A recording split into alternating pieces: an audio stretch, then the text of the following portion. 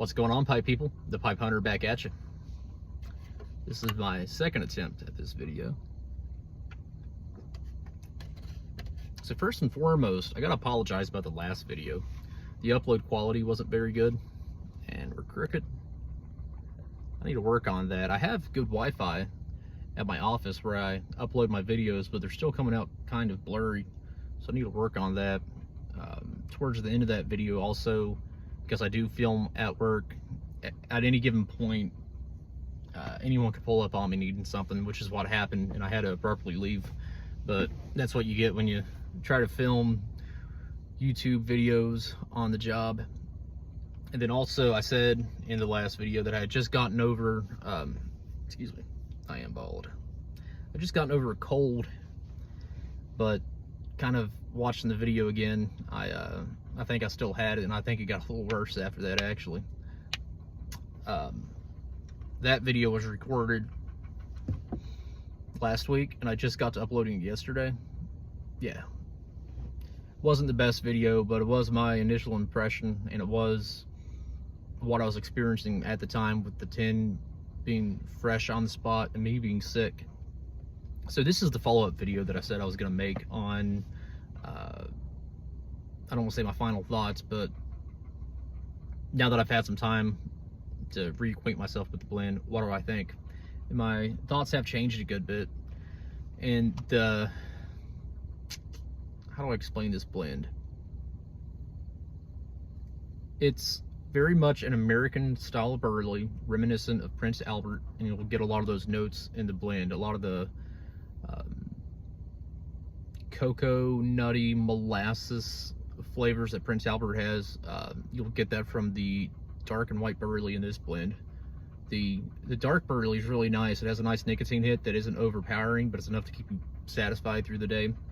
And it has a bit of spice in it, especially in, I believe, a wider bowl, because that's what I was smoking then yesterday.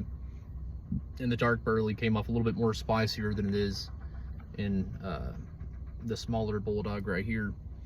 And the spiciness wasn't overpowering, it was really nice. It's kind of reminiscent of Perique. And once you get more acquainted with the various types of Burley, and you get more familiar with dark Burley, you'll see those characteristics, at least I do. And then the Virginia isn't as upfront now as it was when I was smoking it last week. And we got a dump truck coming by, so it's gonna be kind of hard to hear me for just 1 second. Wait for it. Hello. The Virginia is much more in the background than it initially was, but it does offer a good bit of sweetness that rounds the blend out nicely. And there's red Virginia and bright Virginia. I don't get much of the typical tangy fruitiness from the red Virginia, but again, I do get the nice sweetness, and from the citrus Virginia.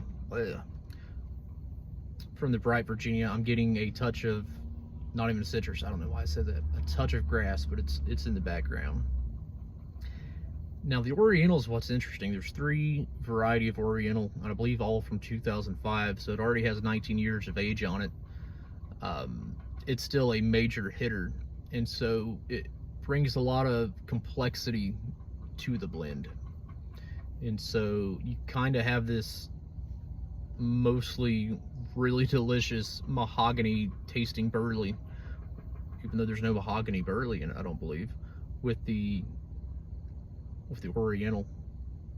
So essentially it can kind of be an all-day blend. It's enough that you could have with your morning coffee and just kind of puff along, but you can smoke it in the evening and spend some time picking out the individual unique flavors. So it kind of fits both bills there.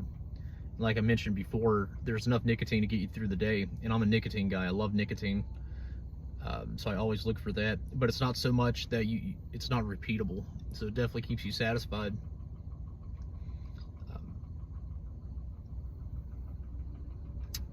I bought 3 tins of it, of this year's, and I bought like 5 tins of last year, so I'm probably up to 7 or 8 tins right now.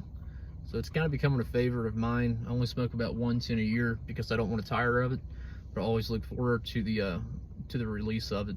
I'm definitely glad I got a 10 this year.